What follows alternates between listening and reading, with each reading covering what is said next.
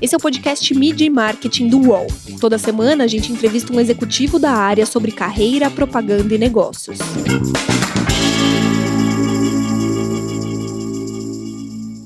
Quais as principais diferenças da publicidade norte-americana e da brasileira? O comportamento das pessoas vai mudar após a pandemia? E o marketing ganhou mais relevância no negócio das empresas? Meu nome é Renato Pesotti e para comemorar este, que é o primeiro episódio do segundo ano do podcast, a gente recebe o Marcel Marcondes, direto de Nova York.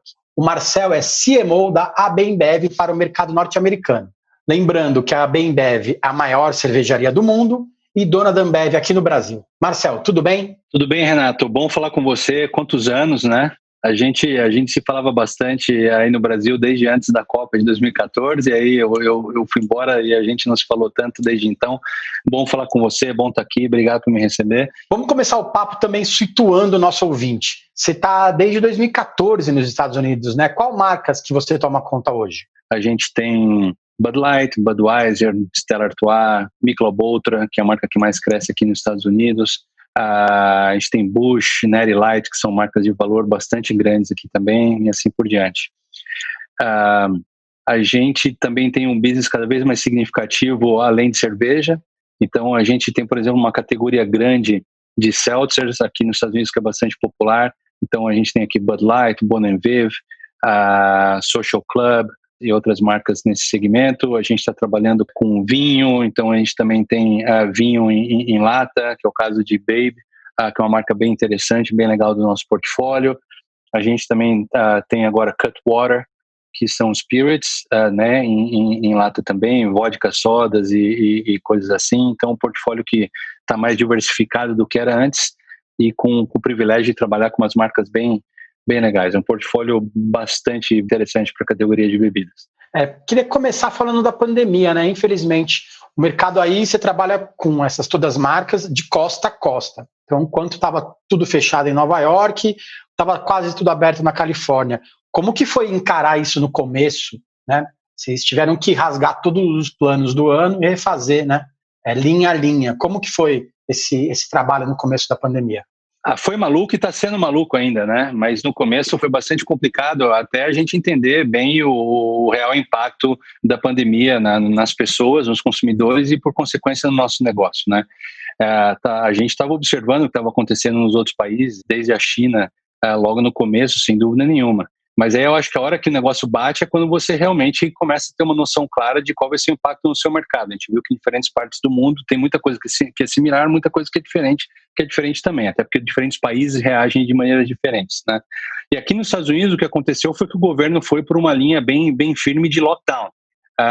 Né? Em alguns países da Europa foi diferente, por exemplo, aqui nos Estados Unidos foi lockdown direto, então é isso, fecha tudo. Né? Então fecha escola, fecha bar, fecha restaurante, fecha tudo, e a gente colocou, acho que como companhia, 3 prioridades claras, né? De primeiro, de cuidar da segurança das pessoas, segundo, de agregar valor para a sociedade, e terceiro, de garantir a continuidade no negócio. Eu acho que esses foram três grandes pontos que a gente colocou desde o princípio, mas obviamente todo mundo ficou super assustado. Eu lembro, eu estava assistindo televisão um dia e assim, todo mundo ficava numa de, a gente viu que tá chegando, mas não vai ser tão forte assim, a China é diferente e tal. Isso de feedback de consumidor, né? A gente estava sempre trabalhando nos cenários mais agressivos desde o princípio. Aí eu lembro direitinho o dia que a NBA resolveu que ia parar. Esse foi um grande marco aqui nos Estados Unidos, foi quando a NBA parou. Quando a NBA parou, o país inteiro falou, é sério. E aí as coisas aconteceram. Esse foi o primeiro sintoma, claramente, que realmente falou, o negócio é profundo. E aí o resto veio como consequência. Então, e a gente logo a gente já vinha fazendo war rooms antes do negócio chegar nos Estados Unidos de novo, porque a gente vinha monitorando o que acontecia no resto do mundo, mas foi aí onde a gente realmente começou a colocar várias das ações em prática. E quais são ações que você pode destacar para a gente, né? Vocês transformaram uma parte da fabricação em álcool em gel, vocês fizeram uma doação grande do marketing da Budweiser para a Cruz Vermelha. O que mais você pode destacar que a gente talvez não tenha visto aqui no Brasil? Em resumo, Renato, assim, o que a gente viu foi que a gente teve 3 fases, a gente está vivendo 3 fases. A primeira fase foi das pessoas realmente de terem medo, de estarem uma preocupação de segurança. de como é que eu vou me prevenir para não pegar o vírus e como é que a gente vai se defender do vírus, né? Então, eu acho que teve uma coisa que a gente fez no mundo inteiro, que foi converter as nossas linhas para produzir mais álcool gel, que era um dos principais elementos justamente para ajudar as pessoas a se defenderem, que tinha uma carência no mercado, a gente podia ajudar. E a gente viu aqui nos Estados Unidos que como as pessoas pararam de ir tanto para o hospital, todo mundo tentou evitar ir para o hospital, mas também para os locais de doação de sangue, os hospitais aqui nos Estados Unidos começaram a chegar muito perto de colapso na reserva de sangue. Então a gente conversou com a Cruz Vermelha e eles falaram, isso aqui é o ponto número 1 que a gente precisa. As pessoas não estão falando muito disso, mas os hospitais vão colapsar se isso não acontecer. E como a gente tem uma relação muito forte com todas as ligas, a gente patrocina a maioria das ligas, a maioria dos times e tal, a gente propôs algumas conversas, trouxe todo mundo para a mesa e falou, vamos se mobilizar aqui, vamos fazer um negócio em conjunto. E, em resumo, foi aí que a gente criou o nosso movimento que a gente chamou de One Team, que você pode torcer para o time A, B ou C, mas nesse season aqui, we're all one team. Vamos todo mundo jogar junto para um bem maior. E aí a gente conseguiu as autorizações todas para converter dezenas de arenas e transformar essas arenas em centros de doação de sangue para poder fazer isso em segurança, com social distancing. E aí a gente conseguiu fazer isso para ajudar milhares de pessoas e ajudar bastante as reservas de banco de sangue. Então isso é uma coisa bem bacana que a gente fez aqui nos Estados Unidos, a gente teve muito foco nisso. E a outra parte foi logo no começo também, a gente trabalhou muito em auxílio a bares e restaurantes, que é mais perto da nossa indústria, de como é que a gente podia agregar valor para eles, não só em doação, mas também de gerar programas que poderiam fazer isso. Essa foi a primeira fase, que é o que a gente chama mais uma fase de segurança, de garantir segurança e integridade física e saúde das pessoas. Aí aqui a gente passou por uma segunda fase, que a gente começou a ver que as pessoas, depois da parte do susto, do pânico, de ficar contando a quantidade de casos e mortes, etc., entrou numa fase um pouco diferente, que é, olha, a gente está vendo que esse negócio vai demorar para passar, então todo mundo começou a entrar numa fase de se adaptar a essa nova rotina, de se adaptar à vida de lockdown. E isso mudou a rotina das pessoas e mudou a maneira como a gente começou a interagir com elas. Então, acho que o grande aprendizado, antes de mais nada, foi agora na hora de discurso, né? Eu falei muito, inclusive, para a imprensa, tudo, a gente não está operando em advertising mode. Não é hora de fazer propaganda. Agora é hora de take action, de ter atitude. E nessa segunda fase, a hora que as pessoas começaram a se situar na nova rotina, a gente falou, a gente tem a oportunidade de achar um híbrido, de a gente continua agregando valor tangível para a sociedade, mas também a gente passa a ter de novo espaço para as nossas marcas voltarem a existir, voltarem a se comunicar com os nossos consumidores, mas desde que seja de uma maneira pertinente à maneira como as pessoas estão vivendo.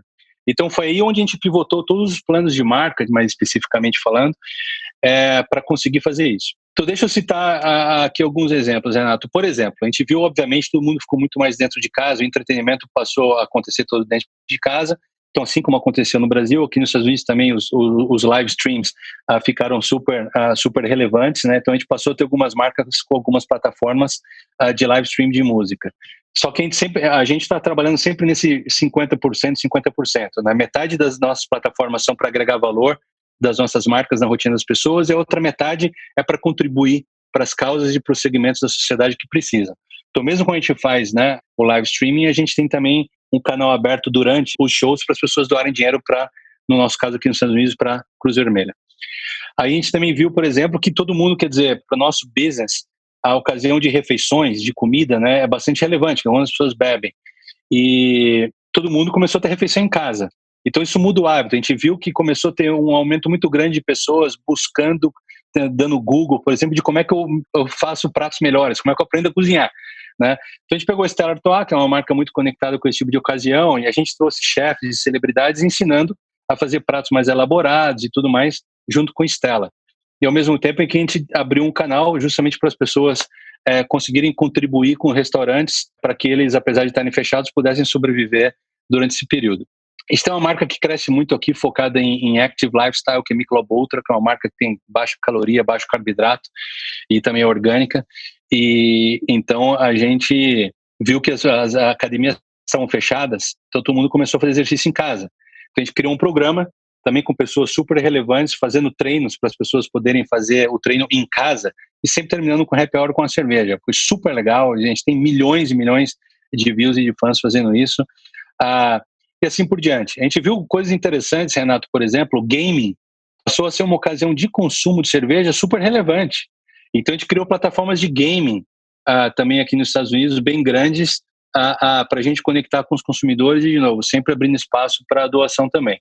Então, enfim, cada marca do seu jeito foi se adaptando para fazer esse 50-50, né? Desenvolvendo programas que agregassem valor concreto para a rotina das pessoas, especialmente conectadas às ocasiões de consumo de cerveja delas, mas sempre também abrindo a porta para contribuir para restaurante, para bar, para academia, para segmentos da sociedade que precisavam de uma força para se manter vivos durante esse período. E é legal pra caramba quando você sente que agrega valor para os seus consumidores, onde você agrega relevância para a sua marca e você também consegue agregar valor tangível para a sociedade. Eu acho que é o melhor tipo de trabalho que a gente pode fazer. O mercado norte-americano, como você mesmo citou alguns exemplos, ele geralmente inicia as revoluções, né? O que a gente pode esperar? O que vocês têm visto para quando o tsunami passar, né?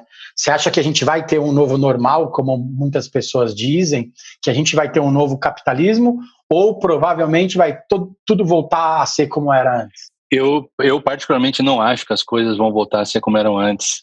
Eu acho que essas coisas acontecem, é quase que assim, é o mundo dando um recado pra gente de que coisas precisam mudar. Independente da discussão de business, eu acho que até como pessoas e como seres humanos, a gente não pode perder a oportunidade de refletir. Dado tudo o que está acontecendo, em quais são as coisas que realmente interessam, quais são os valores mais importantes, quais são as coisas que a gente precisa realmente focar. A gente fala muito todo mundo começou a falar dos essential businesses, né? O que é essential business? O que é essencial? O que não é? Essa é a reflexão que a gente tem que ter na nossa vida. O que é realmente essencial? O que realmente faz a diferença? Eu acho um ponto super importante. Então, o comportamento das pessoas vai mudar, sim, no longo prazo. E, por consequência, as empresas, a prestação de serviço vai mudar junto. Eu tenho muito pouca dúvida de que a gente vai entrar numa nova era. E agora, voltando a falar da parte de business, eu acho que as empresas que vão se sair melhor disso são justamente as empresas que vão conseguir adaptar o que elas fazem melhor e mais rápido à nova maneira que as pessoas vão viver. Essa é a coisa mais importante que cada um de nós tem que fazer no nosso trabalho. E, de novo, eu acho que é um momento muito especial para atrair marketing exatamente por isso. O marketing tem que ser o porta-voz principal do consumidor. Eu acho que a gente tem que trazer para as nossas companhias exatamente essa profundidade de entendimento de como as pessoas estão vivendo, do que elas precisam, do que é importante para elas, para que a gente consiga construir as nossas marcas e os nossos negócios de uma maneira que a gente agregue valor para isso. Falando em iniciar revoluções, o Black Lives Matter não é mais um movimento, é uma realidade para as marcas, né? Você trabalha muito com isso aí também. Você disse que a Budweiser é patrocinadora dos principais clubes, das principais ligas, e o esporte tem abraçado muito a causa também. Como vocês têm trabalhado isso aí? Esse é um outro ponto super importante, né, Renato? É interessante também te ver que no meio de uma das maiores crises que a gente já viveu como planeta, assim, além disso, a gente tem esses movimentos que são sociais. Além de uma pandemia, a gente tem movimentos sociais também, tudo acontecendo ao mesmo tempo. E a explicação que eu tenho para isso é que o resumo de tudo que está acontecendo é que a gente está tendo uma discussão de humanidade, né? Em todos os indicadores que a gente observa, a gente vê que essa pandemia está servindo justamente para as pessoas refletirem a respeito da parte humanitária. Está todo mundo refletindo de novo sobre os valores, sobre o que é realmente essencial, qual a melhor maneira de a gente viver melhor, o que é estar junto, o que é ter separado, etc. Então, acho que isso está aflorando todas as discussões humanitárias, né? E algumas discussões sociais e sociológicas vêm junto. Óbvio que aqui nos Estados Unidos tudo isso foi motivado por algumas coisas explícitas, questões de assassinato, né? Quer dizer, morte, de maneira registrada em vídeo, super explícito, que não tem como isso não gerar um movimento, né? Então a gente teve uma sucessão de fatores aqui nos Estados Unidos que geraram um negócio enorme. Isso tudo potencializado por esse momento onde todo mundo está se voltando mais para o lado humano. Então isso ganha proporções gigantescas. E aí eu acho que o impacto disso para a gente, voltando a falar de novo de marketing e de negócios, primeiro é o seguinte: não dá mais para ficar em cima do muro, Renato.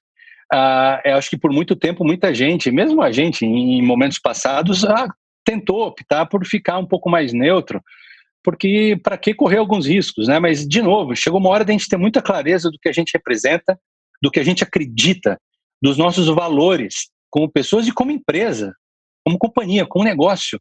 E é difícil ficar em cima do muro. Agora é a hora que todo mundo tem que se posicionar. E eu acho que as marcas e as companhias aqui fizerem isso de maneira mais eficiente vão ser as que vão se conectar melhor com os seus consumidores.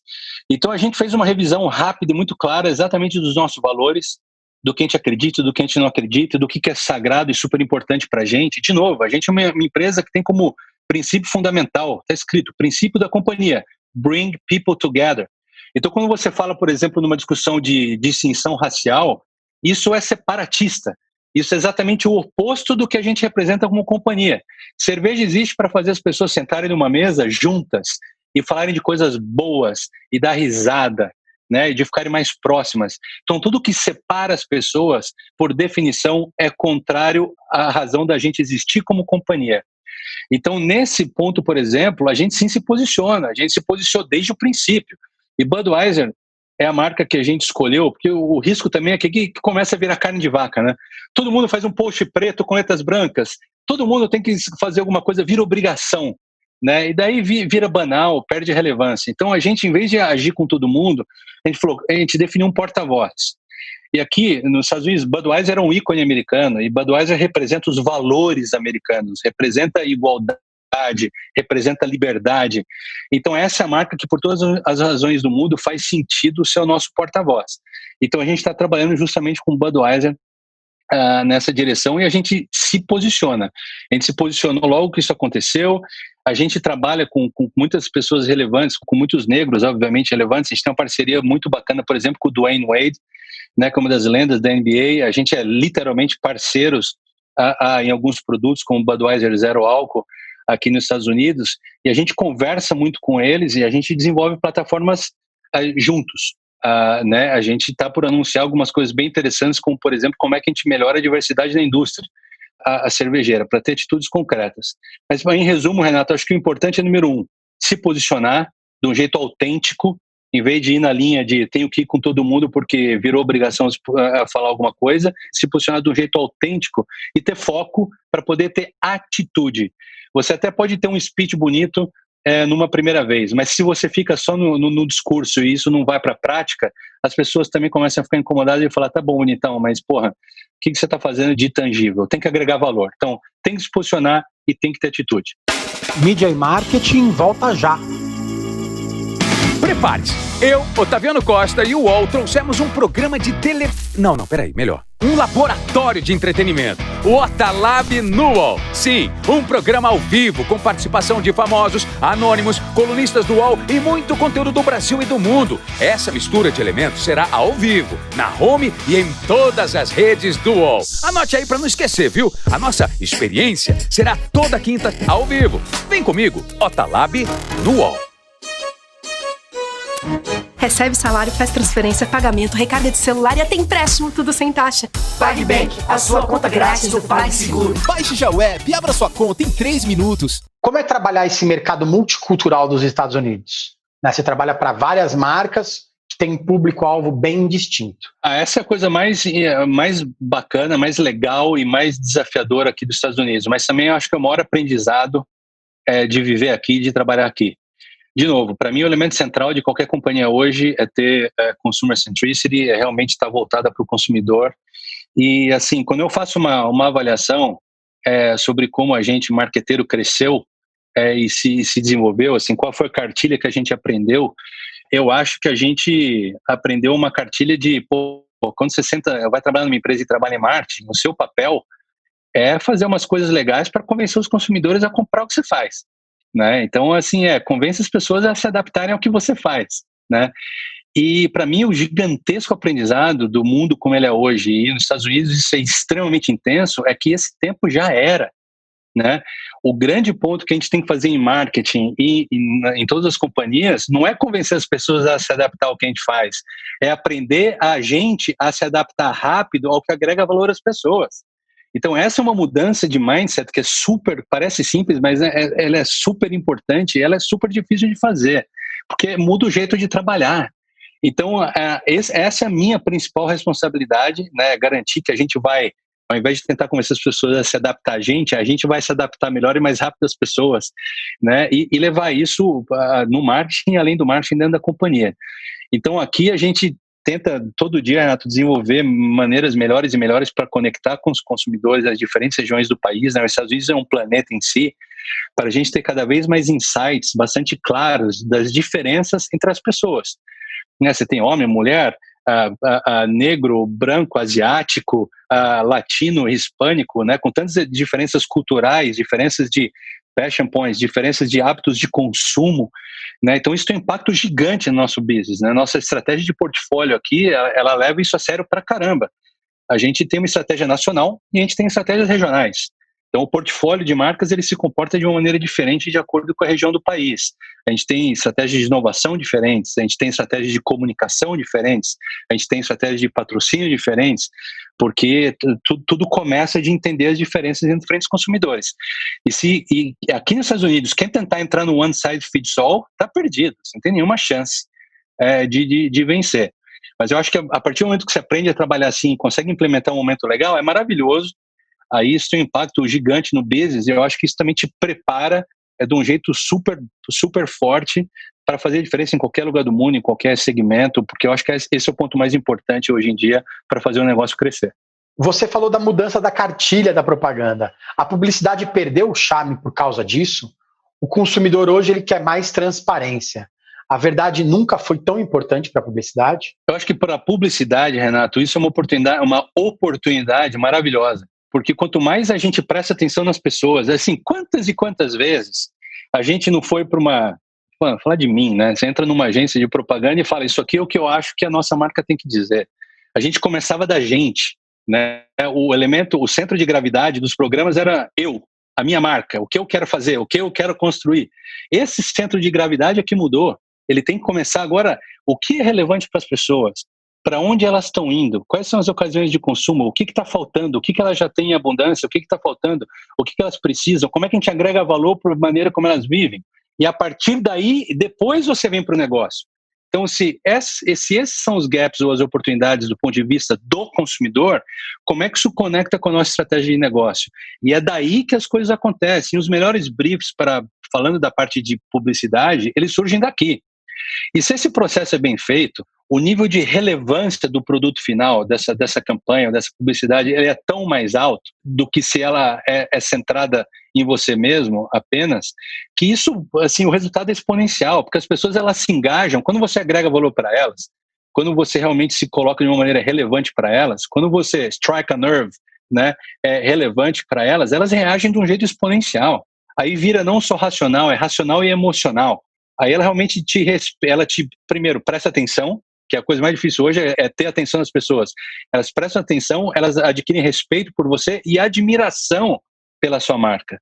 E isso é uma coisa muito mais poderosa, e as campanhas ficam muito melhores, a parte de publicidade fica muito mais forte. Então eu acho que esse processo, ele tende a ser extremamente benéfico para a publicidade. Agora, pensando como marqueteiro, Renato, eu acho que é extremamente importante a gente também voltar para a discussão da cartilha e entender que fazer marketing hoje em dia vai muito além da publicidade, né? Então, essa é outra coisa também que, assim, a gente já chegou num point of no return. O nosso papel aqui é gerar crescimento. E para gerar crescimento, tudo começa por entender o consumidor em profundidade e, de novo, depois fazer o que a gente estava conversando, que é a gente adaptar o que a gente faz como companhia para servir melhor os consumidores, ao invés de tentar convencer os consumidores a focar no que a gente faz. E isso é na publicidade, na inovação, na discussão de portfólio, de construção de marca, de discussão humana, de recrutamento de pessoas, de desenvolvimento de talentos. E eu acho que um CMO importante hoje que consegue fazer em plenitude o seu trabalho tem que conseguir endereçar tudo isso. O que, de novo, é uma grande oportunidade para a gente que vive nesse meio. Você passou da área de publicidade e marketing para a área de negócios, né? Durante algum tempo, algumas empresas até questionaram a necessidade de ter um chefe da área de marketing, né? Se ele não ficaria abaixo de outro ou não. O marketing, de repente, virou o jogo, né? Ele está mostrando o quanto que ele é importante, o quanto que ele pode fazer diferença no negócio das empresas também, né? Total, eu acredito muito nisso. Justamente porque é o marketing que tem que trazer o entendimento do consumidor e liderar os processos comerciais que vão responder a isso, que vão agregar valor para esse consumidor. Publicidade é parte disso, mas é só um pedaço. Então eu acho sim, eu concordo. Eu acho que a área de marketing ganha bastante relevância, fica muito mais estratégico e muito mais conectado ao negócio. Qual a principal diferença do marketing dos Estados Unidos para o Brasil? Eu sou muito fã da publicidade do Brasil. Eu acho que o Brasil, ele foi desde o princípio muito humano. Ele endereça as questões humanas sempre desde o princípio de uma maneira muito clara, né? A minha, assim, humilde percepção é que eu acho que os Estados Unidos ele tinha uma veia muito racional, muito product-centric originalmente, e ele foi migrando para a parte humana com o tempo, mas da mesma maneira que quando a gente compara o jeito de jogar futebol do brasileiro com os outros, o brasileiro tem muito mais ginga, né, e mais alegria e tal. Acho que a publicidade reflete muito isso também. Então não é por acaso que a publicidade brasileira sempre teve, e na minha opinião sempre vai estar entre as melhores do mundo. O que eu admiro na publicidade americana é um pouco da coragem, de tocar em pontos mais polêmicos, aqui é permitido até você fazer comparações diretas de uma marca para outra, né? Então, eu acho que tem coisas um pouco mais sci-fi-isca. Aqui o negócio é mais competitivo, né? Eu acho que no Brasil é muito mais alegre. Aqui os Estados Unidos é muito agressivamente competitivo. É um mercado muito competitivo. Você tem muito competidor, tem muito investimento, tem muita massa crítica. Então, é uma briga de muita gente grande ao mesmo tempo. Então, é muito mais assim, eu não quero fazer nenhum juízo de valor, acho que comparar com o Brasil são realidades diferentes, né? Acho que é menos comparar com o Brasil, mas assim, ponto que eu vejo nos Estados Unidos é que chamar atenção é muito mais complicado, tudo é muito mais pulverizado. Você tem muito mais canal de televisão para assistir, você tem muito mais ruído em rede social, você tem muito mais multiplicidade de canais e de plataformas para conectar com as pessoas, e muito mais concorrentes em cada um dos segmentos. Então é tudo mais competitivo. Então eu acho que a gente tem um trabalho sempre muito grande de buscar aquilo que é essencialmente importante, o que é a essência, o que é o foco que realmente faz a diferença para conseguir romper o ruído e chamar atenção e engajar com as pessoas. A gente tem uma busca interminável assim, pela essência do que realmente vai agregar valor na vida das pessoas, e a gente tem que deixar fazer isso aparecer. Porque é muito competitivo aqui. Eu acho que esse é o principal ponto. Então, eu vejo muito as pessoas falando que a discussão moderna de marketing se marketing é digital ou se é TV, etc. Eu acho que essa já passou, essa discussão já está velha também. Eu acho que o que vale hoje é a relevância da ideia. E em momento que você identifica uma maneira de conectar a sua marca ao que é relevante para as pessoas com autenticidade, você achou alguma coisa. Aí o quanto que você vai trazer isso para a realidade, qual o peso que isso vai ter na plataforma analógica, na plataforma digital, isso tem que ser já arroz com feijão, né? Você tem que ir atrás dos consumidores, mas o que faz a diferença mesmo é a relevância e o poder da ideia central que você tem. Você falou de chamar a atenção do consumidor, né? O momento que todo mundo está prestando atenção é no Super Bowl, nos jogos e nos comerciais. Esse trabalho geralmente começa com 6 meses de antecedência. Como que vocês estão trabalhando para 2021? Sem saber se o evento vai acontecer, se vai ter público? O ano inteiro é uma busca por uma relevância enorme na tua mensagem, na tua abordagem, que você precisa primeiro chamar a atenção, estar conectado à cultura, para depois as pessoas poderem absorver a sua mensagem. O Super Bowl é tão caro justamente porque ele já elimina algumas etapas. É o único momento nos Estados Unidos onde o país inteiro para na frente da televisão para assistir o jogo. E muitas das pessoas dos Estados Unidos estão focadas mais no comercial do que no jogo. É total verdade, porque virou meio que um Oscar da publicidade, assim. Então, eu diria o seguinte, Renato, sim, a gente começa a trabalhar com antecedência, geralmente o período são 6 meses mesmo, porque a gente trabalha tão forte que a gente precisa de 6 meses para descansar um pouco depois do Super Bowl acontece, mas aí em julho a gente já começa, agosto, a gente já está todo vapor de novo. Mas eu vou te falar, cara, as coisas mudam tão rápido ultimamente, de que apesar de que é importante começar cedo para a gente ir amadurecendo as ideias, as possibilidades, a gente muitas vezes muda, assim. O ano passado a gente mudou, teve coisa que a gente mudou 2 semanas antes. O ano retrasado a gente rasgou campanha 1 mês antes e fez tudo de novo. Então, assim, como a sociedade está mudando muito rápido, apesar da gente ter uma direção e começar a trabalhar com antecedência, está ficando absolutamente normal a gente fazer mudanças muito grandes e tomar decisões determinantes para o Super Bowl em cima da hora. Porque esse é um momento em que, cara, você tem que ser extremamente relevante. Então, assim, o que está acontecendo matters a lot, né? O que está acontecendo ao redor do Super Bowl pode ser oportunidades que você não pode desperdiçar. Em geral, cara, acho que essa é outra coisa que está mudando para todos nós, especialmente na nossa área. A gente está tendo que se acostumar muito a ter o pulso da sociedade e da cultura diariamente. E para o Super Bowl não é diferente. Já foi aquele tempo onde a gente se planejava, esses são os programas do ano que vem ou daqui a 2 anos, e as coisas acontecem exatamente como a gente se planejou. Óbvio que tem que ter planejamento, mas o processo até virar realidade, ele tem muita interferência. E é bom que seja assim, porque é para ficar mais relevante para as pessoas. A pandemia ensinou um pouco a gente em relação a isso, né? Antigamente a gente fazia planejamento de 3 anos, aí no começo da pandemia a gente começou a fazer planejamento de 3 meses, e agora a gente tem feito planejamento de 3 dias, né? Não dá mais para saber o que vai acontecer semana que vem, né? Isso, a publicidade sabe lidar com isso, acho que é muito relevante também, né? Total, eu acho que assim, não tem coisa mais legal do que quando acontece alguma coisa, na hora você já consegue participar dela. Geralmente esses são os momentos onde as pessoas falam uau, né? Então a gente hoje aqui, Renato, a gente tem uma rotina de publisher. Eu acho que eu hoje tenho uma rotina que é muito mais parecida com a sua, do que a maneira como a gente trabalhava antes. A gente aqui tem reuniões diárias do que a gente chama de newsroom, que é exatamente um resumo de tudo que está trending, de todas as grandes notícias, informações e do que está impactando a sociedade de alguma maneira. E a gente busca, e a gente tem conversas diárias com base nisso, no que eu chamo de bright spot, né? Aqui a filosofia é muito de achar esse bright spot, que é a intersecção entre o que é relevante para as pessoas e o que a sua marca representa. Então, quando você acha um assunto que é relevante para as pessoas e é diretamente conectado ao que a sua marca representa, cara, aperta o botão e vai. Já! Sem esperar, porque as coisas são sensíveis ao tempo agora, né? Se você perde o bonde, a notícia fica velha. Cara, a gente viu uma coisa aqui o ano passado, foi super legal.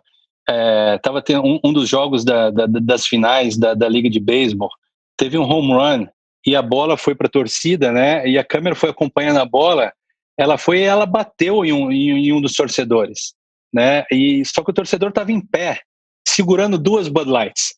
E aí o cara viu a bola chegando nele, daí fica todo mundo, o cara vai largar a cerveja, vai se proteger.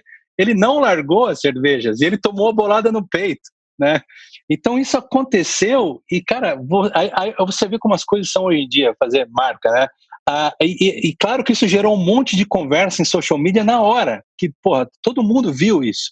E aí o time de social listening detectou esse negócio segundos depois que isso aconteceu, porque teve um pico de conversa na hora em redes sociais. Aí 1 minuto depois que isso aconteceu, a Bud Light estava no Twitter já falando: quem é você? Entre em contato com a gente que a gente quer falar com você. Na mesma noite, a gente entrou em contato com a pessoa. No dia seguinte, a gente já tinha feito uma conversa com essa pessoa e já tinha um deal com ela. 2 dias depois disso, a gente já estava com camiseta da pessoa segurando Bud Light, né? E acho que 3 dias depois, ou até 2 dias depois ainda, a gente já estava com conteúdo em redes sociais de Bud Light com o cara, né? Que, by the way, eu sei o nome dele agora, é o Jeff Adams, né? E a gente começou a levar ele em todo o jogo, porque ele virou amuleto do time, né? E o time ganhou o campeonato e o cara virou super famoso nos Estados Unidos, né? Mas o lance foi justamente reagir segundos depois que isso aconteceu. No dia seguinte já tinha conteúdo sobre isso, no jogo seguinte ele estava lá, tinha comercial de televisão, tinha coisa em redes sociais e virou uma das maiores conversas do país naquele período, né? Conversas maiores do que conversa de Super Bowl. De novo, o que aconteceu? O cara tomou a bolada no jogo, né? Mas o fato de você estar conectado ao que está acontecendo em real time e conseguir agir super rápido, isso gera dividendos assim enormes quando o teu time está adaptado a trabalhar assim. E o nível de relevância que você ganha para a marca, etc., é enorme por causa disso. Já que a gente está falando de uma ação de marketing, eu queria que você falasse de uma campanha que você tem muito orgulho de ter feito, que você vai contar para os seus netos aí nos Estados Unidos ou aqui no Brasil.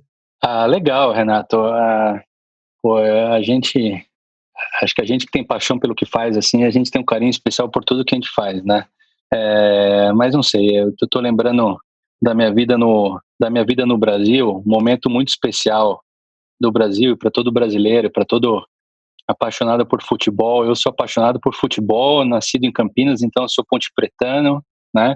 E vou continuar sendo e assisto o jogo aqui sempre, Série A, Série B, o que seja.